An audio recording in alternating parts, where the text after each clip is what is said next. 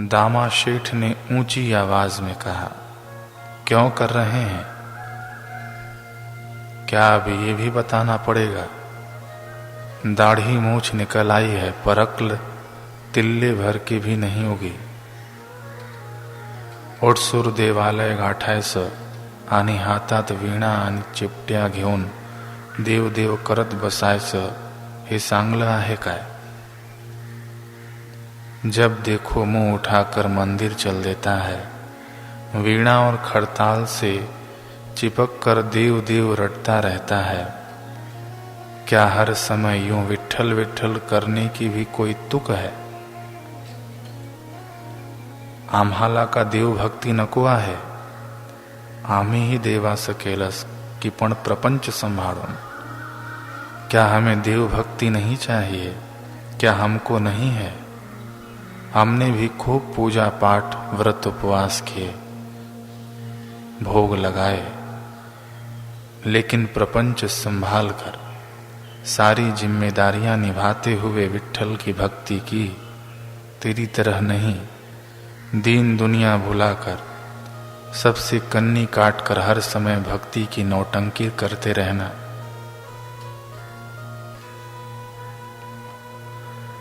लगता था जैसे दामा शेठ किसी ज्वालामुखी से आग लेकर आए हों और अब उसे शब्दों के अंगारे बनाकर नामा पर उगल रहे हों। करे भी क्या, वे भी विवश थे। वे एक सांसारिक पिता थे, सांसारिक नजरिए और मोह माया में ढले हुए। उन्होंने आज तक संसार की पाठशाला में यही समझदारी तो सीखी थी, सो अपना अनुभव ही नामा को बाँच रहे थे। मगर उधर नामा भी क्या करे, वो भी तो विवश था। वो संसार का नहीं, करतार का बंदा था। ईश्वर की भक्ति और प्रेम में बंधा हुआ था। उसने करतार की पाठशाला से एक ही पाठ सीखा था, विठ्ठल विठ्ठल और विठ्ठल। इसलिए आज यह जो हो रहा था वह बाप बेटे की बहस नहीं थी। यह तो एक संसार और साधक के बाशिंदों के बीच में मतभेद था, संसार और करतार के बाशिंदों के बीच का मतभेद था। अब नामा की बारी थी। उसने भी बड़ी रसाई से अपनी विवशता रखी। बोला, बाबा मैं भी क्या करूं? मैं समझ ही नहीं पाता कि संसार और विठ्ठल को साथ साथ कैसे निभाऊं। आप कहते हैं कि आपने देव को भी मनाया और संसार भी चलाया, लेकिन बाबा ऐसे कैसे हो सकता है? पर ब्रह्म मुझी चिन्ह सी आशा तेन भावसी, रामा भगतः चेतियले अचित मनु राखसी। कैसे मन तरही गारे, संसारो सागरु बिखे को बना, झूठी माझ्या देखी के भूलारे मना। जिसने एक बार विठ्ठल को जान लिया, उसमें संसार की कोई न आस रहती है न एहसास। संसार के लिए आशा तृष्णा बसती ही नहीं। जो प्रभु का भक्त हो जाता है उसमें केवल एक ही चिंतन रहता है, प्रभु का, उनके सिवा कुछ नहीं। बताओ न बाबा, जिसने मेरे पांडुरंग के प्रेम का रस पी लिया वह झूठी माया में क्यों भटकेगा? बताओ फिर विठ्ठल और संसार को साथ साथ कैसे?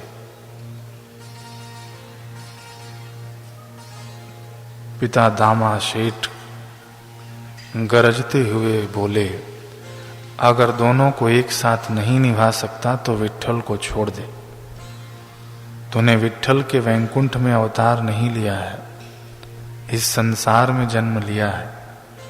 इसलिए संसार के तौर तरीकों से ही जीना होगा, समझा ना? आता तुला सुद्धा घरेच व्यवहार, घरचे व्यवहार पाहायला हवे। उद्यापासून तूच बाजाराला जायचं, माझा व्यवहार पाहायचा। मैंने निश्चय कर लिया है, अब तुझे भी घर व्यापार देखना होगा। कल से ही तू बाजार जाएगा और मेरा कारोबार संभालेगा। समझ में आया? नामा भी ठिनकता हुआ बोला, नहीं बाबा नहीं, मुझसे ये सब नहीं होगा। मोल भाव करना, दाल रोटी के फेर में पड़ना मैं नहीं कर पाऊंगा। अवघी हेची क्रिया, अवघे हेची कर्म, अवघा हा आचार, अवघा हा विचार। विठ्ठल का नाम जपना ही कर्म है, नाम जपना ही क्रिया है, नाम जपना ही व्यवहार है, नाम जपना ही व्यापार है, नाम जपना ही आचार है। यही एक विचार है। मुझे और कोई काम धंधा करना नहीं आता बाबा। दामा शेठ ने कहा, क्यों, रोटी खाना तो आता है ना? या फिर विठ्ठल का नाम ही तेरे इस अच्छा फुटे शरीर की खुराक बन जाता है? वेड़िया, विठ्ठल विठ्ठल करने से पेट नहीं भरता, उसके लिए रोटी खानी पड़ती है। और ये रोटी पेड़ पर नहीं उगती, तोड़ो और खा लो, उसे कमाना पड़ता है, औरों के लिए न सही। स्वतःचा पोट भरण्यासाठी तरी काहीतरी कर, कम से कम अपना पेट भरने के लिए तो कुछ कर। दामा शेठ नामा को फिर से एक पैनी घोरी देकर आंगन में चले गए। इधर बेचारा नामा दो टूक मुंह लटकाकर आंगन के एक कोने में जा बैठा। हताश उंगलियों को वीणा के तारों पर चलाने लगा। सहसा उसे याद आया कि आज उसने मंदिर में विठ्ठल के सामने कौन सा अभंग गाया था। हाँ विठ्ठल, मैंने आज ही तो तुझे कहा था, श्री हरि ऐसे वाचे मोणेन, वाचा धरी सी तरी मी श्रवणी ऐकेन, श्रवणी धाटसी तरी मी नयनी पाहिन, ध्यानी मी ध्याइन। जेथे तेथे कि मैं हर पल इस वाणी से श्री हरि ही गाऊंगा। अगर वाचा कुंठित हो गई तो कानों से श्री हरि सुनूंगा। अगर कान भी बहरे हो गए तो इन नयनों से तेरा रूप देखूंगा। जहां तहां पल पल बस एक तेरा ही तेरा ध्यान करूंगा। लेकिन विठ्ठल, ये कैसी अनहोनी हो गई। बाबा को न जाने क्या हो गया, अब क्या होगा।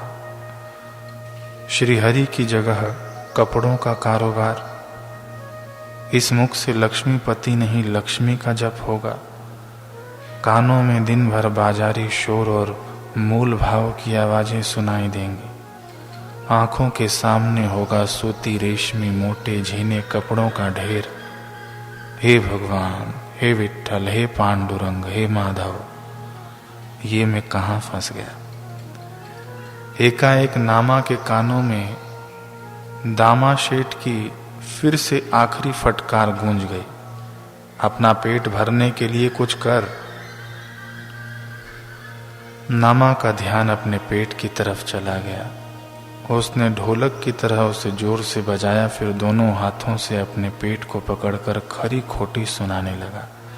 वीत भर पोट लागले से पाठी, साधु संगे गोष्ठी सांगू न देई, पोटा ने हीच चिंता लाविली से, विष्णुदास नामा पोटा कड़े पाहे, अझुन किती ठाए हिंडवी सी।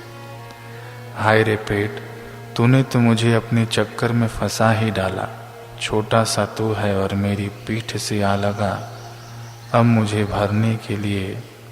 तुझे भरने के लिए मुझे व्यापार करना पड़ेगा। विठ्ठल का नाम छोड़कर कपड़ों पर बोलियां लगानी होंगी। साधुओं का संग छूटेगा सो अलग। हाय विठ्ठल, यह पेट मुझे न जाने कहां कहां भटकाएगा।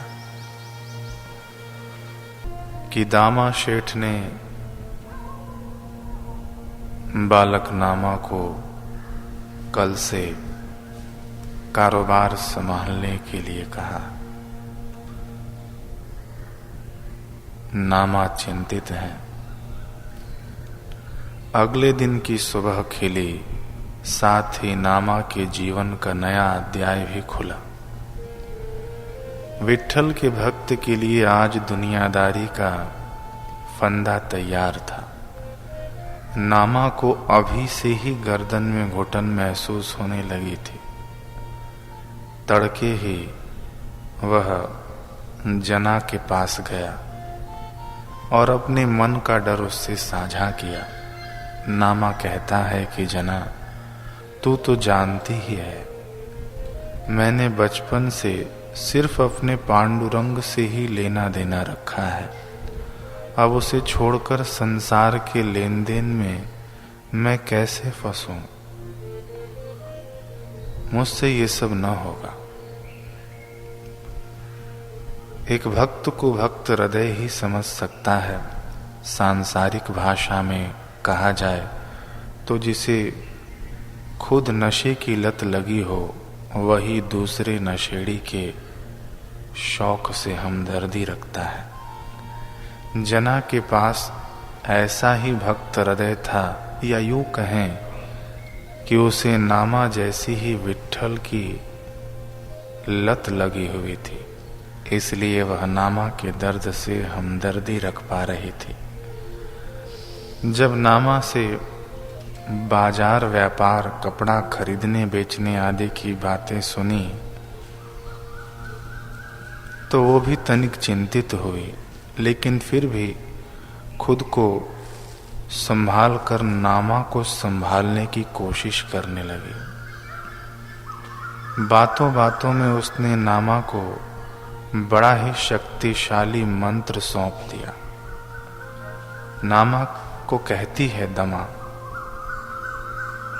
नामा को कहती है कि देख नामा,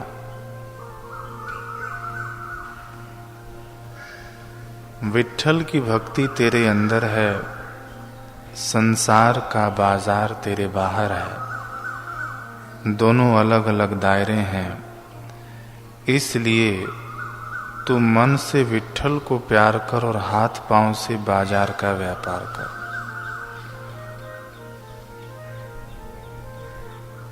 जना की बात बड़े पते की है।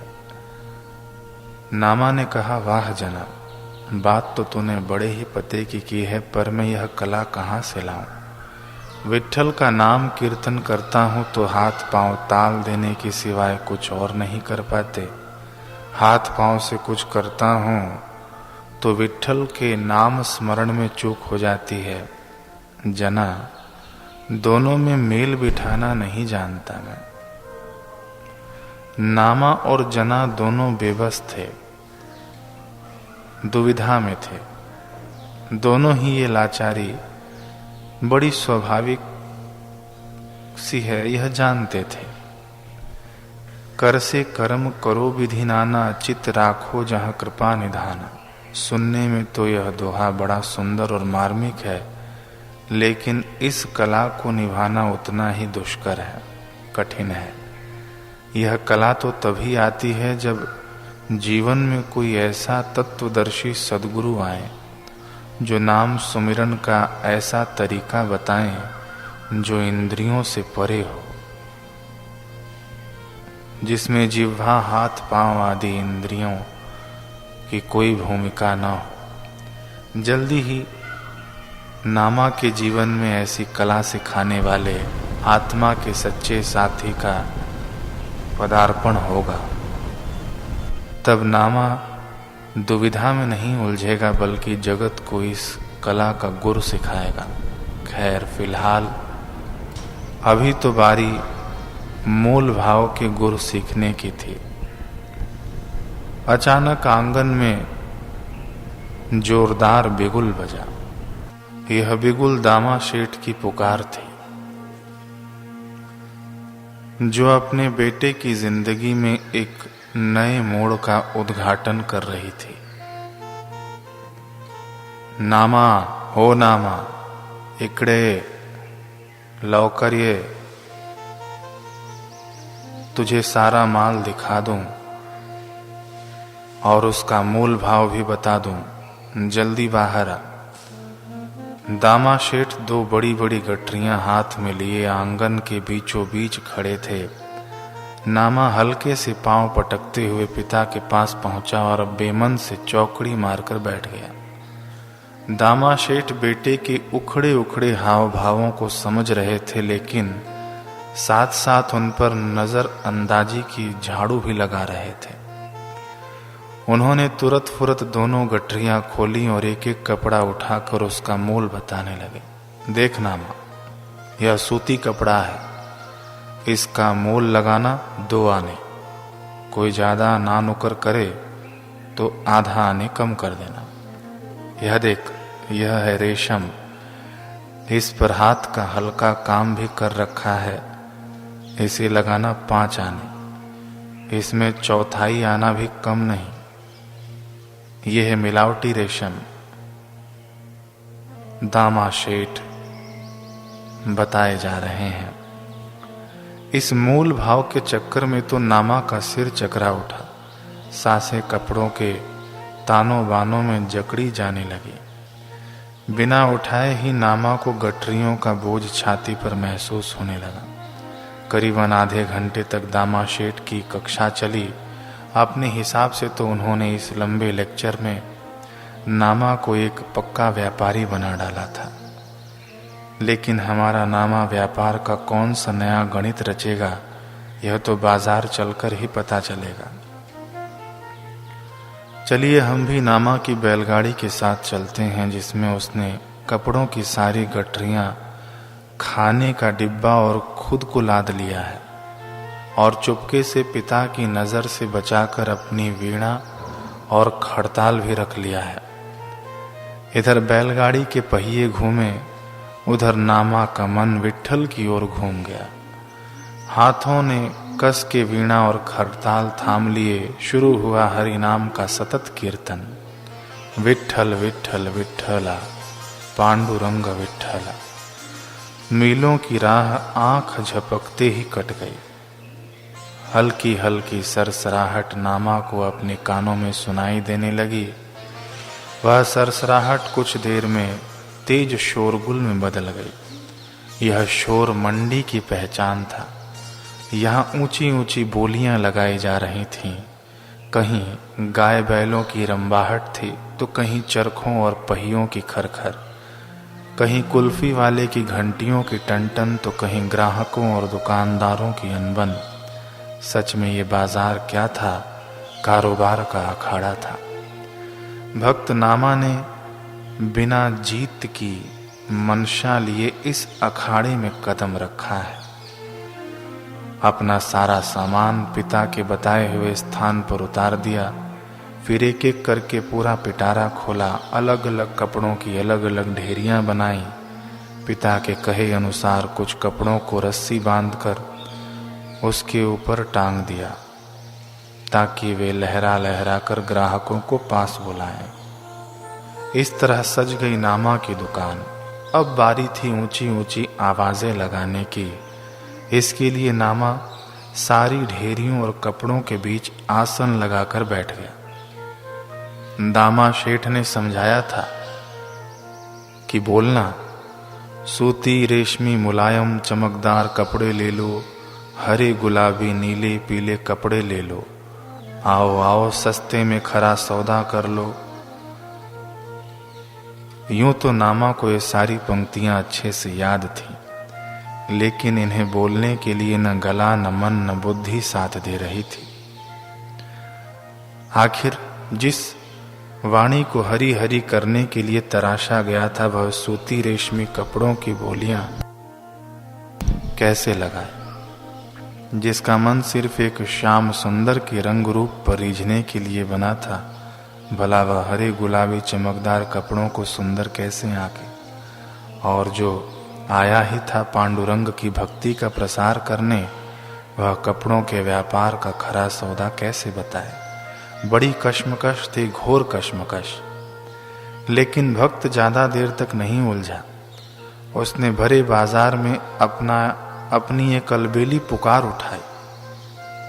एक नया ही अंदाज, एक हाथ में वीणा, दूजे में खड़ताल लेकर नामा ने गाना शुरू किया। पांडुरंग पांडुरंग, खरा दाम खरा रंग, पांडुरंग पांडुरंग, खरा दाम खरा रंग। भजन के नाम पर कारोबार हो रहा था, कारोबार के नाम पर भजन हो रहा था। क्या युक्ति निकाली थी नामा ने। इस अनोखे दुकानदार की ओर ग्राहक कुछ खासे ही आकर्षित हुए। लोगों ने आकर चारों तरफ घेर लिया।